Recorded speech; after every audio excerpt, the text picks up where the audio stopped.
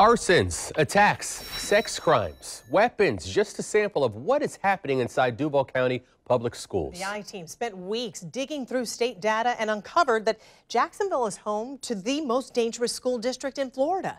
Investigator Lindsay Gardner's here now and found local elementary schools are subject to the most injuries from fighting. Lindsay? Joy, we looked at 26 categories of crime, violence, and inappropriate behavior, all tracked by Florida's Department of Education. In the most recent school year on record, that's the 2014-2015 school year, we found Duval County had more than 11,500 incidents of crime, violence, and disruptive behavior. It is a huge problem, and it's just getting worse. How's the school? Good. Jacksonville mother Daisy Conway is frustrated and disappointed in the neighborhood schools for her 3 children. Fights like this go viral on social media. Jacksonville students attacking each other on school property. Somebody need to do something about it.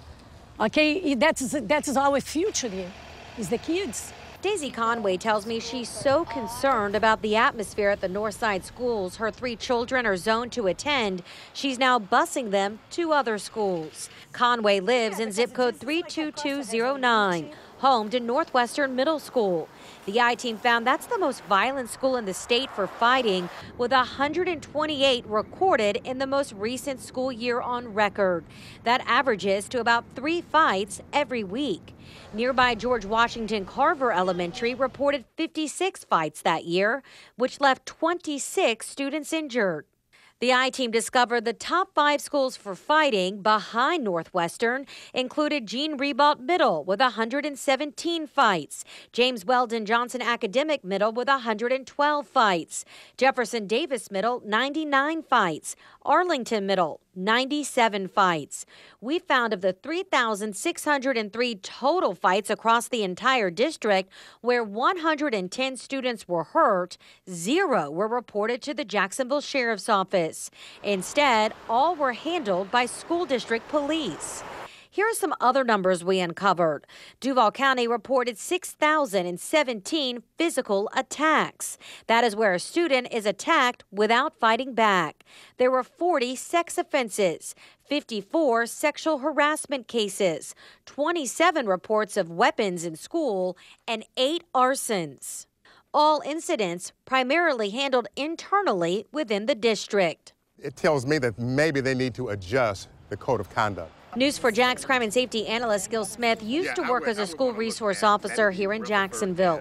He explains Superintendent Dr. Nikolai Vitti recently changed the reporting rules. That was done to try not to have a criminal record on these kids at such a young age. Smith admits it may be backfiring if kids think they face little punishment for crimes on campus. Some teachers complain because a student has to commit several offenses in order to get a suspension from school.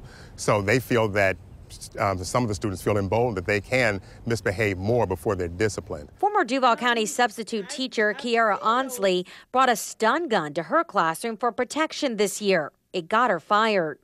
I definitely want everyone to understand that my intentions were not to hurt their children, the students. I just want them to understand that. I want them to understand that I did it to protect myself. I felt threatened. The I-team went to Dr. Vitti to ask if Jacksonville schools are dangerous. Are students safe in Duval County schools? Absolutely. My 4 children attend public schools. If I didn't feel that our schools were safe, I wouldn't put my own children in them. And I think that's the ultimate testament of my faith in our public school system. I went through all of this data with Dr. Vitti, and I have to tell you, we talked for an hour candidly, and he seemed to know the story behind every number, every statistic. He tells me he gets weekly reports from each and every school, and if he thinks there's something missing, he presses each school to be more transparent with what is happening. Now, coming up all new tonight at 6, Dr. Vitti tells me if he's willing to make any changes and why he believes it's the State Department of Education that has failed Duval County. Exposes wrongdoing, holds the powerful accountable. The I-team. Now to an I-team investigation. Dangerous Duval, an explosion of crime and violence in Duval County schools. At 5:30, we showed you how Jacksonville schools now rank as the most dangerous in the state. The I-Team spent 3 weeks digging through state data and uncovered Duval County has the highest number of crime and violence incidents statewide, more than 11,500 in one school year. I-Team investigator Lindsey Gardner went to get answers from the superintendent, asking him if enough is being done to keep students safe. Lindsey. Well, Mary, Superintendent Dr. Nikolai Vitti sat down with me for about an hour and was very candid. Nothing was off limits during our discussion. First and foremost, he says Duval County's 198 schools are all safe, but he admits there is a fighting problem with no quick fix. He's aware of that. But he tells me from his perspective, we're at the top of the list not because we are the most dangerous, but because Duval County is telling the truth. I think it's fair to ask the questions, and that's why I agreed to do the interview, because I think they're fair questions. Dr. Nikolai Vitti has served as superintendent of Duval County Public Schools for 4 years. The I-Team poured through the latest state data and found during that time, incidents of crime and violence have erupted. In the most recent school year on record, 2014 to 2015, there were 11,537 incidents. Before that, the last 3 years were about the same, with an average of about 4,500 incidents district-wide. That means crime and violence has more than doubled. The state tracks 26 categories of crime, violence, and bad behavior. Duval County stood out statewide in 2 of them. We reported 6,017 physical attacks and 3,603 fights. Now, were you aware out of the 26 incidents that they were tracking that Duval County has the highest number in the entire state? Yeah, and I don't know how accurate that is, because it's completely clear that other districts are not reporting incidents. I think the FDOE has dropped the ball a little bit on this, because I think it's counterintuitive to think that certain schools have never had a fight before. Here's what he means by dropping the ball. Duval County is at the top and right behind Miami-Dade with 8,854 total incidents. That's a difference in the thousands. Next is Broward at 6,039. But let's go back to that physical attack category. Remember how Duval County reported 6,017? Well, Miami-Dade only reported 24. Broward, 0. But Dr. Vitti doesn't dispute the data paints a troubling picture. Does Duval County have a fighting problem? Well, I think every fight is a problem. So I do believe that we have too much fighting in our schools, period. I mean, I'll be the first to tell you that.